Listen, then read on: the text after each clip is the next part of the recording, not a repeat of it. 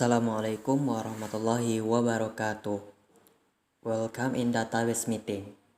Pada pertemuan kali ini, kami akan membahas artikel tentang Towards a Big Data Framework for Analyzing Social Media Content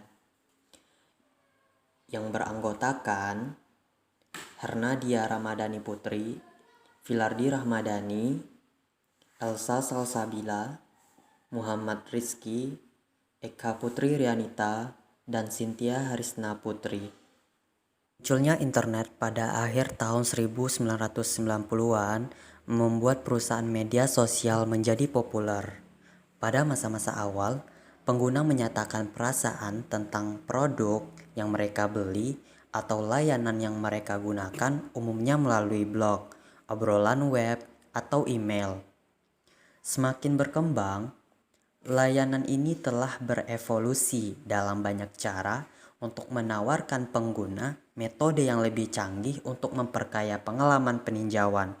Di antaranya, sekarang menyertai teks ulasan pada jumlah skala tertentu, jumlah suara yang berguna untuk ulasan, foto pengulas, popularitas pengulas, jumlah ulasan yang diberikan, gambar untuk mengilustrasikan atau mendukung argumen, jenis layanan yang disediakan, peringkat penyedia layanan atau produk secara keseluruhan. Fitur-fitur ini menyediakan informasi yang sangat besar yang biasa disebut sebagai big data. Inilah yang melatar belakangi artikel ini. Media sosial saat ini menjadi fokus dari banyak studi penelitian. Karena sebagian besar penduduk dunia sudah memiliki akses ke media sosial. Media sosial memiliki data yang diperlukan seperti wawasan, preferensi pengguna, tren harian, dan perilaku pengguna atau populasi. Sehingga media sosial adalah sumber yang bagus untuk menerapkan big data analytics. Artificial intelligence dan machine learning mengubah segalanya, termasuk pariwisata. Studi awal menunjukkan bahwa perilaku wisatawan yang membagikan pengalaman mereka di internet membantu pengiklan untuk menganalisis pasar populer dan pasar potensial bagi wisatawan. Industri pariwisata merupakan industri yang berkembang. Saat ini, wisatawan mencari tips melalui platform ulasan pariwisata seperti TripAdvisor, Yelp, Expedia. Selama perjalanan, mereka memposting foto liburan mereka ke media sosial serta menulis ulasan dan menilai bagaimana pengalaman mereka selama perjalanan. Ini sangat membantu bagi para CEO yang mana terkadang luput dari penglihatannya, sehingga ini dapat merugikan industri pariwisata mereka di dalam persaingan. Big Data Analytics dapat membantu industri pariwisata untuk menganalisis perilaku wisatawan dan memprediksi volume wisatawan di lokasi tertentu. Data Integration and Big Data Analytic Framework. Kerangka kerja ini terdiri dari dua tahap, yaitu tahap integrasi data dan tahap analitik data besar. Di sini saya akan menjelaskan tahap integrasi data. Pada tahap pertama, kerangka mengusulkan rangkaian tahapan yang merepresentasikan sequencing data. Tujuan tahapan ini adalah untuk menganalisis data. Keuntungan dari pendekatan ini, pada tahapan peralihan suatu konsepsi tentang struktur dan konten data dapat diperoleh. Tahapan pertama terdiri dari 6 fase. Fase pertama, data entry. Memasukkan data di sini, data harus sudah disiapkan, biasanya dalam bentuk .csv, bentuk file yang bisa dibuka oleh Excel dan aplikasi data lainnya. Ketika mengolah data, banyak tools yang bisa digunakan. Data tersebut dapat berupa data dari sumber media sosial, blog, chat, ataupun layanan microblogging. Fase kedua, information retrieval. Dari data yang sebelum bentuknya masih umum, Retrieval informasi yaitu aktivitas untuk mengumpulkan data-data yang semula tidak teratur atau umum menjadi khusus sesuai yang dibutuhkan. Dalam pencarian data, berbagai jenis data dapat ditemukan, di antaranya teks, tabel, gambar, video, ataupun audio. Adapun tujuan dari information retrieval adalah untuk memenuhi informasi pengguna dengan cara meretrieve dokumen yang relevan atau mengurangi dokumen pencarian yang tidak relevan. Fase ketiga, data preparation. Jadi, data yang sudah dikhususkan atau disiapkan yang sudah terkait dengan apa yang dibutuhkan. Cara kerjanya, menyiapkan data yang tidak sama formatnya untuk bisa menjadi sama formatnya agar dapat dianalisis. Contohnya, di Excel ada yang berupa rupiah angka general, dan itu harus diseragamkan menjadi salah satu format. Apabila tidak diseragamkan, bisa terjadi error. Fase keempat, struktur dan modeling. Data yang sudah disiapkan tadi sudah bisa kita olah menjadi model atau struktur. Model atau struktur inilah yang akan menentukan pola. Pola biasanya berkaitan dengan relevansi, yaitu hubungan antar satu data dengan data yang lain. Misal hubungannya, apakah data lokasi user berhubungan dengan apa yang disukai? Contohnya, user di Indonesia dan menyukai wisata di Indonesia. Jadi, di fase ini adalah tahap di mana membuat sebuah pola hubungan antar data. Fase kelima, machine learning dan natural language processing. Machine learning yaitu kemampuan komputer untuk mempelajari pola. Maksudnya, mengajari komputer berdasarkan pola yang sudah dibuat secara berulang-ulang. Natural language processing adalah fase khusus untuk mengajarkan machine learning tentang suatu bahasa. Biasa datanya berupa teks atau frase. Pada tahap ini, komputer dilatih untuk mengklasifikasikan frase yang diminta. Sedangkan, machine learning merupakan proses belajarnya atau proses pelatihannya. Untuk pola yang masih umum, contohnya bisa mempelajari huruf, angka, gambar. Natural language processing memaknai katanya. Karena objek analisis kita adalah sosial media, maka akan lebih banyak menggunakan natural language processing untuk memproses teks atau frase dalam bahasa manusia. Kemudian, machine learning akan pelajari pola dari natural language processing tersebut. Contohnya, di Twitter, ketika ada keyword frase tolak, natural language processing ini akan mengklasifikasikan dengan frase negatif, sedangkan frase dukung merupakan frase positif. Jika kata atau frasa tolak di natural language processing negatif, maka di machine learning akan dimaknai negatif juga, walaupun kata tersebut telah termodifikasi dengan kata lain. Jadi, bisa dikatakan bahwa fase ini adalah tahapan di mana model yang sudah dibuat lalu diproses menjadi bahasa pemrograman yang kemudian akan dipelajari polanya secara berulang-ulang oleh machine learning. Fase yang terakhir yaitu fase ke-6, machine learning model, yaitu hasil outputnya dari fase 1-5. Akan menghasilkan kombinasi dari natural language processing dan machine learning tadi menjadi algoritma cerdas. Contohnya algoritma like dan dislike. Ketika lebih dominan dislike, hasilnya machine learning tidak akan menampilkan konten tersebut. Contoh video makanan yang ada berada di YouTube merupakan hasil algoritma dari machine learning karena user sering mencari video terkait makanan. Contoh lainnya ketika searching salah satu produk di e-marketplace, maka saat user membuka sosmednya, akan muncul iklan produk yang sama dengan yang dicari sebelumnya. Nah, ini adalah contoh dari machine learning model, yaitu hasil dari machine learning.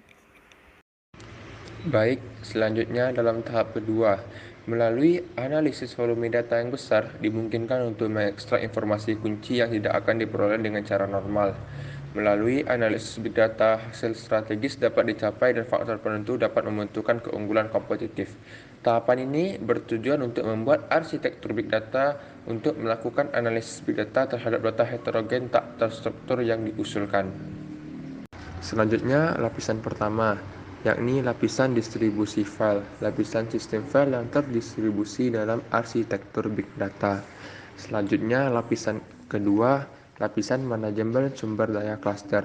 Ini diperlukan untuk mengelola pelaksanaan tugas yang didistribusikan di antara node cluster, yakni sekumpulan komputer yang terhubung dalam jaringan yang mengerjakan tugas secara bersamaan.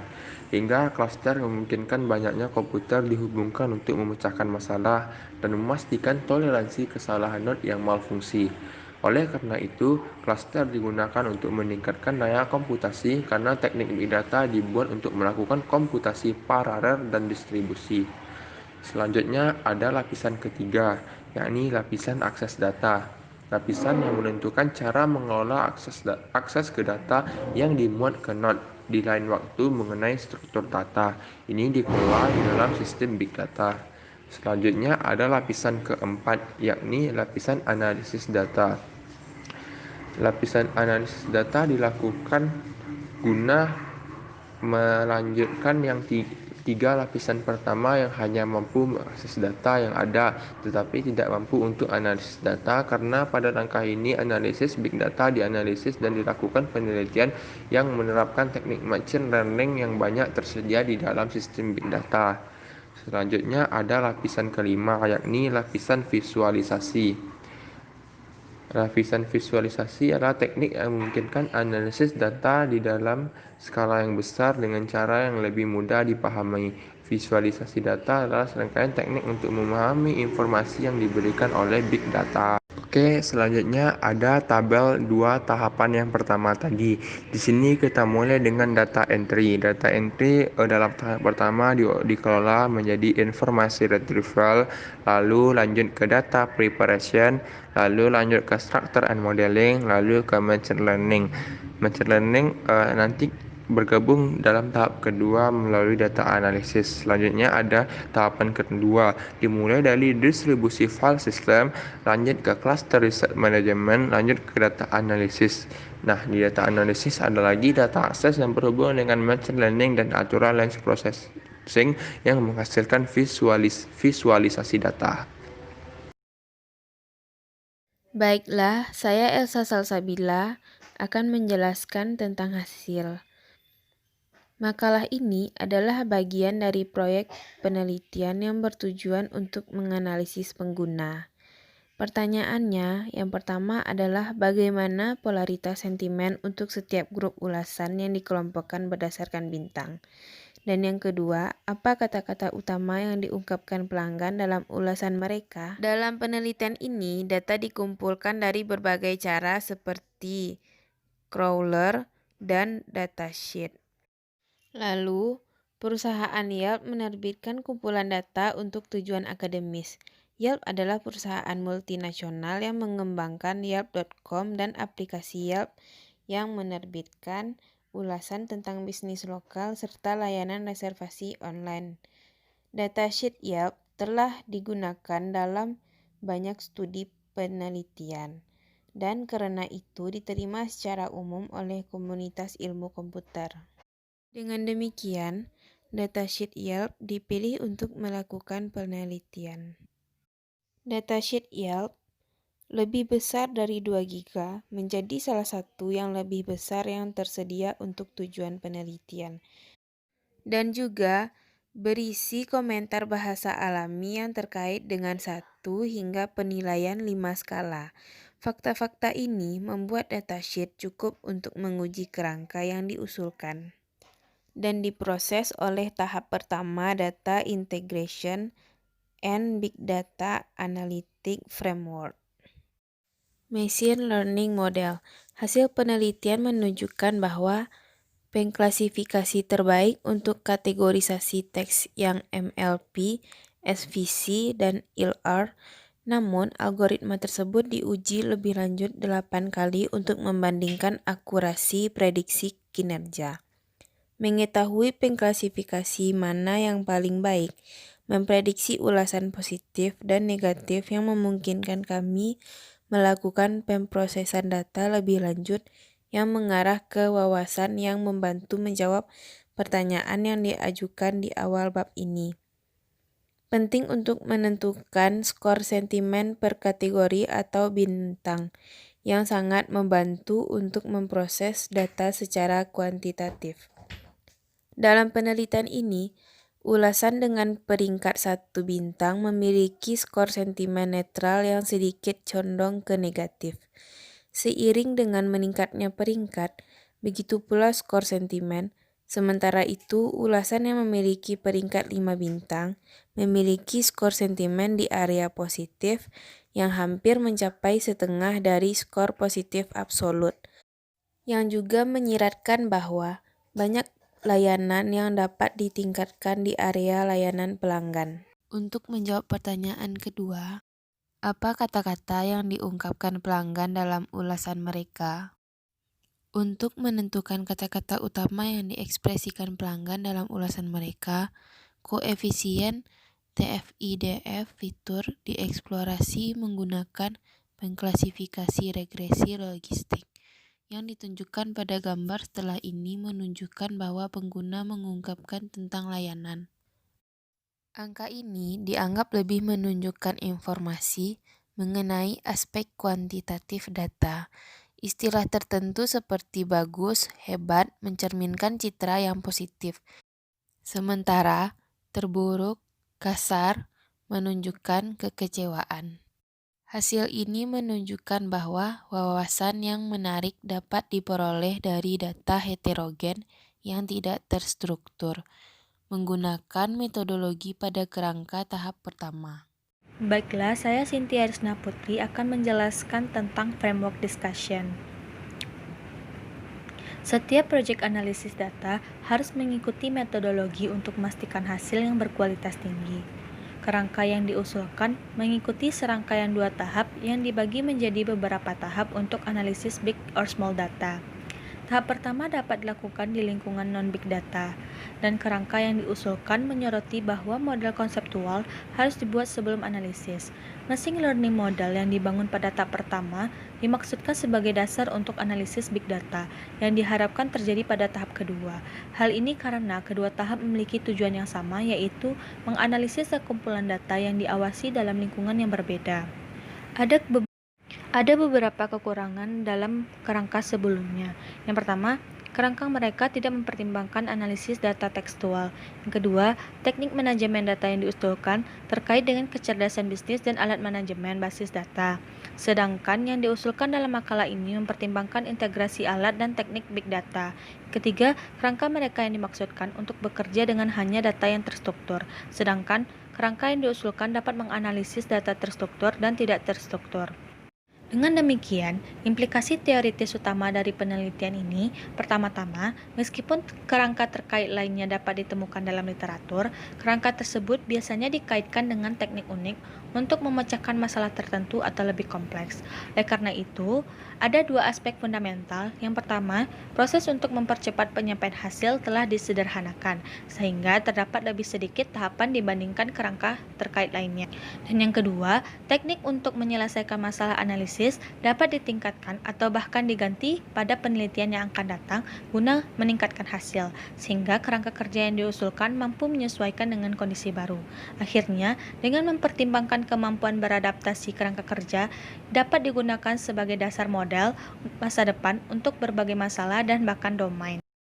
Dalam proposal ini, kapasitas kerangka kerja telah diuji dan dieksplorasi dengan data yang diawasi, tetapi jalur penelitian di masa mendatang dapat mencakup data untuk algoritma learning machine yang berbeda, karena dalam prakteknya, data diperoleh dari jejaring sosial yang tidak diberi teks seperti Facebook, Twitter. Oleh karena itu, perusahaan pariwisata dapat menemukan nilai dan mengekstrak pengetahuan dari data jejaring sosial jika solusi ini dieksplorasi. Secara praktis, perusahaan di bidang pariwisata memiliki data kuantitatif atau kualitatif dapat memanfaatkan fitur analisis data yang diusulkan dalam penelitian ini. Berkat kesesuaian kerangka kerja, jenis pengujian lain dapat dilakukan dengan menerapkan teknik tambahan untuk mendapatkan indikator baru bagi perusahaan di sektor pariwisata.